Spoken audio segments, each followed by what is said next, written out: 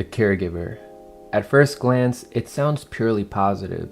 A nurturer, a helper, someone who's always there when others are in need. Maybe you've been that person others turn to, always reliable, always caring, even if it costs you. But what if I told you that this archetype, as noble as it seems, can quietly destroy the very person who embodies it? Burnout, resentment, even emotional manipulation can lurk beneath the surface when care becomes compulsion. And yet, when balanced, the caregiver is one of the most powerful forces for connection, healing, and purpose. We all know the hero, the one who fights battles and saves the day. But the hero often wouldn't even make it to the fight without the caregiver. As a matter of fact, all the other archetypes rely on a guiding parent, a loyal friend, or a selfless mentor in order to achieve their goals. Today we're diving deep into the caregiver archetype, its strengths, its shadow side, and how integrating it properly can transform both your life and the lives of those around you. By the end of this video, you'll see how to care without losing yourself and avoid becoming trapped in the shadow of the caregiver.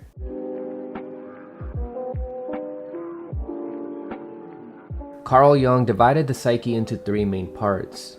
The conscious mind, or the ego, controls our sense of identity and awareness of the world. The personal unconscious is where forgotten memories and suppressed thoughts reside. It is home to the shadow, the parts of ourselves that we reject or deny. Integrating the shadow uncovers hidden strengths and prevents repeated mistakes. Finally, the collective unconscious is a shared human reservoir that goes beyond the individual. This is where we find the 12 archetypes, universal patterns of behavior. Among these archetypes, the caregiver is the embodiment of compassion, protection, and nurturing, but it comes with a shadow, which we'll explore deeply in this video.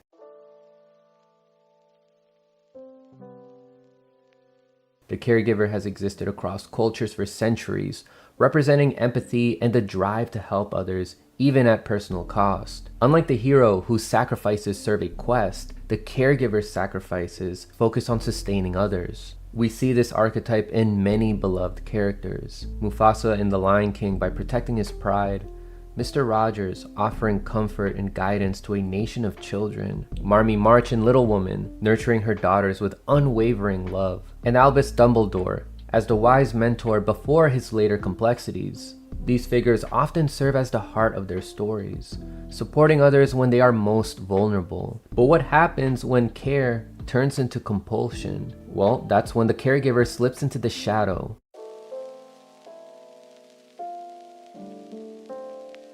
Every archetype has a shadow, and the caregiver's shadow is the slave. Instead of healthy compassion, the slave becomes trapped in endless service, often driven by fear, guilt, or a need for approval. They may feel powerless, resentful, or overburdened, and sometimes manipulate others by using their own sacrifices as leverage. In real life, this looks like the parent who constantly overextends for their children while feeling trapped and unappreciated, or the partner who puts the other first but loses sight of their own needs. It could be the friend who says yes to everything, gradually eroding their own energy and boundaries. In pop culture, think of Sam Winchester from Supernatural, who constantly puts himself in danger to save his brother and innocent people, often ignoring his own mental and emotional health. Claire Bennett from Heroes bears the responsibility of protecting those around her, while hiding her trauma and isolation, sacrificing her own sense of normalcy. Aang from Avatar: The Last Airbender struggles with the immense pressure of being the Avatar, carrying the weight of the world's expectations while trying to honor his own values and care for everyone around him. Psychologically, Jung would say the shadow emerges when we deny our own needs and boundaries. The caregiver turns into a slave when service becomes compulsion, love becomes obligation, support becomes restriction, and sacrifice becomes self-imposed suffering. Some of these characters, like Aang, were able to embrace the strengths of the caregiver while learning to avoid the pitfalls of the slave shadow by setting boundaries and honoring his own needs. Just like Aang, you too can learn to care deeply for others without losing yourself, transforming your passion into a strength rather than burden. There are 4 major advantages of the caregiver archetype that, if applied in your own life, can help you succeed and find more fulfillment and happiness. I will bring up some more examples from pop culture and other stories to help drive home the message. Out of all of these, I would say that number 3 and 4 are the most surprising in how much they can transform your life.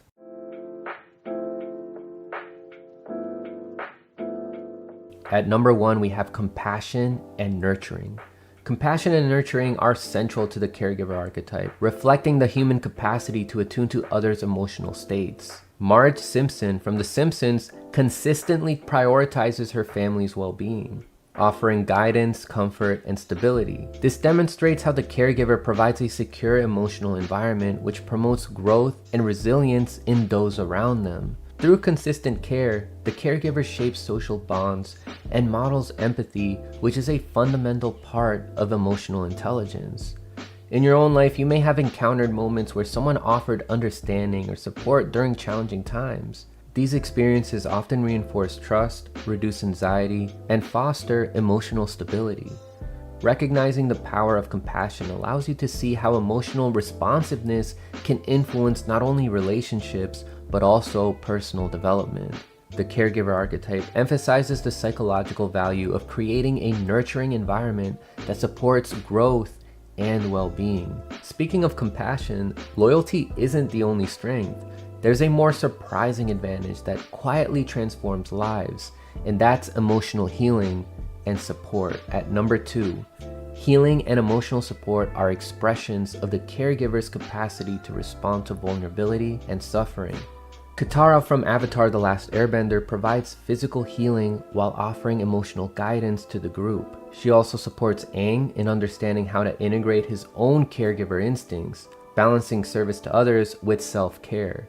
This highlights the psychological principle that caregiving is most effective when the caregiver maintains awareness of personal boundaries and emotional needs. Many people have experienced the impact of someone offering emotional or practical support during moments of crisis. These interactions reduce stress, enhance coping mechanisms, and strengthen the capacity for resilience. The caregiver archetype demonstrates how attentiveness to the emotional state of others fosters connectedness and stability, emphasizing that caregiving is both relational and integrative, shaping the psychological environment for growth and recovery. But the caregiver doesn't just heal individuals, they also create stability that allows others to thrive. At number 3, we have loyalty and self-sacrifice. Loyalty and sacrifice reflect the caregiver's commitment to the well-being of others, rooted in attachment and moral responsibility. Samwise Gamgee from The Lord of the Rings demonstrates unwavering dedication to Frodo, consistently prioritizing his safety and mission over his own comfort and desires. This loyalty illustrates how the caregiver maintains relational cohesion and reliability, reinforcing trust and social stability in complex situations. Sacrifice in this context is an expression of consciousness and a deep sense of duty. You may have observed or experienced people who consistently prioritize the needs of others, often at a personal cost. These patterns shape social expectations and emotional norms, influencing the development of empathy and ethical behavior. By understanding loyalty and sacrifice as psychological strengths, it becomes clear how the caregiver contributes to the emotional and moral fabric of communities, reinforcing interdependence and mutual support. And of course, we can't forget the most obvious but still essential trait. Number 4, creating stability and safety. Creating stability and safety is a fundamental strength of the caregiver. Grounded in the psychological need for secure attachment, Aunt May from Spider-Man provides guidance, wisdom, and a consistent presence that allows Peter Parker to navigate challenges with a sense of reliability. This stability facilitates exploration and risk-taking, supporting the development of autonomy while making connection. The caregiver ensures that emotional and social environments are predictable, reinforcing security and psychological well-being. In daily life, people often benefit from individuals who provide consistent emotional and practical support. This presence encourages confidence and enables others to manage uncertainty and stress more effectively. The caregiver archetype embodies the principle that security and predictability are essential for personal and relational growth, highlighting the importance of establishing stable frameworks in which individuals can develop resilience, agency, and emotional maturity.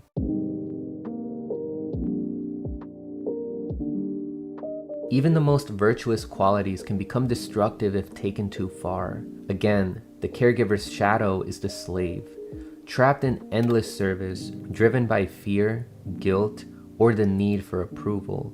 This is where things get really important to understand, because the disadvantages are not just flaws. They are often echoes of trauma and unhealed pain. And unless you're some kind of enlightened guru, chances are you carry at least one of these patterns that leaves you feeling drained today. To free yourself from the darker side of this archetype, we have to face where these struggles come from. If you understand these 4 disadvantages, you're already a step ahead of healing your own traumas. Number 1, overprotection or smothering. Overprotection arises when the caregiver's desires to shield others becomes restrictive. Joyce Byers from Stranger Things becomes obsessed with keeping Will safe after he disappears and returns traumatized. In the 2nd season, she tracks his every move, monitors his friends, and constantly tries to anticipate dangers. Sure, she is doing it out of love, but her intense focus can limit his autonomy and make him feel suffocated. Overprotective caregiving can create dependence, anxiety, or rebellion. Have you ever noticed someone being protected so much that it backfires? I had a friend growing up with overprotective parents who monitored every move he made.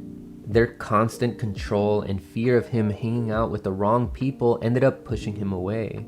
Over time, he started rebelling, feeling like he had to prove to others that he's not a goody two-shoes. He experimented with drugs to a degree in which it affected his responsibilities and priorities, got into trouble with the police, and he even ran away from home at one point. Often, overprotection comes from unresolved fear or trauma. Caregivers who experience chaos or danger may compulsively try to prevent harm, but learning to untangle genuine care from fear allows others to grow while still being supported. But there's an even more common shadow that quietly drains energy.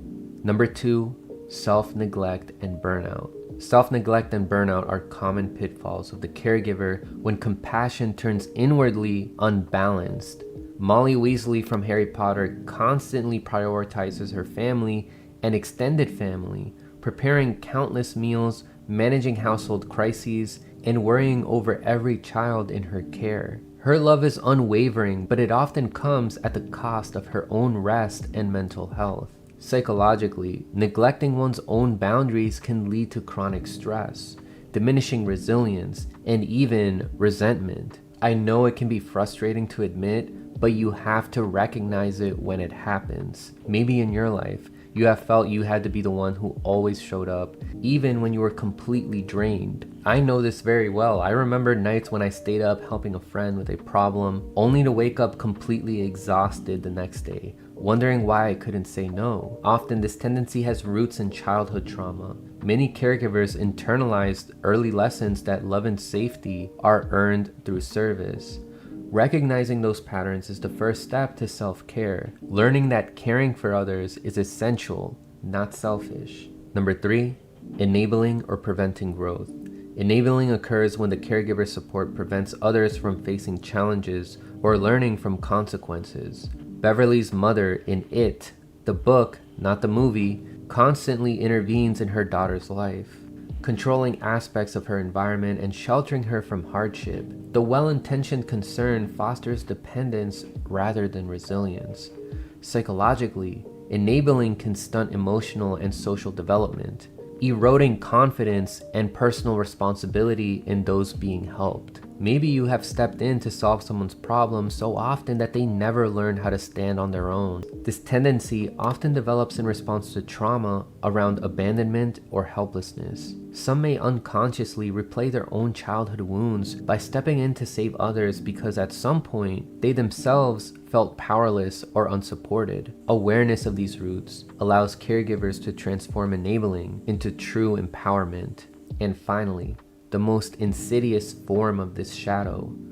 Number 4, martyrdom or guilt tripping. Martyrdom and guilt tripping emerge when a caregiver's sense of worth becomes tied entirely to sacrifice. Claire Littleton from Lost is a mother who constantly puts her baby Aaron first, often making decisions for him based on what she believes is best without considering his emerging needs or the boundaries of those around her.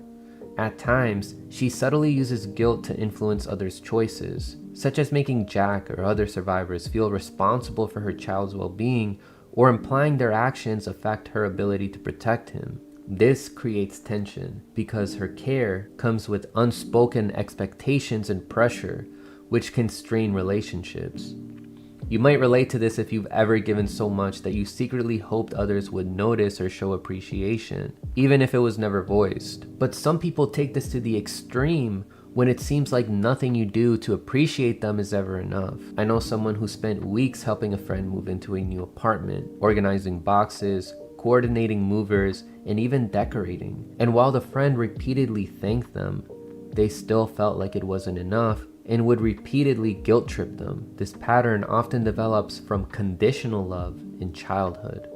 Many caregivers learned early that love must be earned through giving. Recognizing this shadow helps reclaim self-worth, set boundaries, and offer support without needing validation.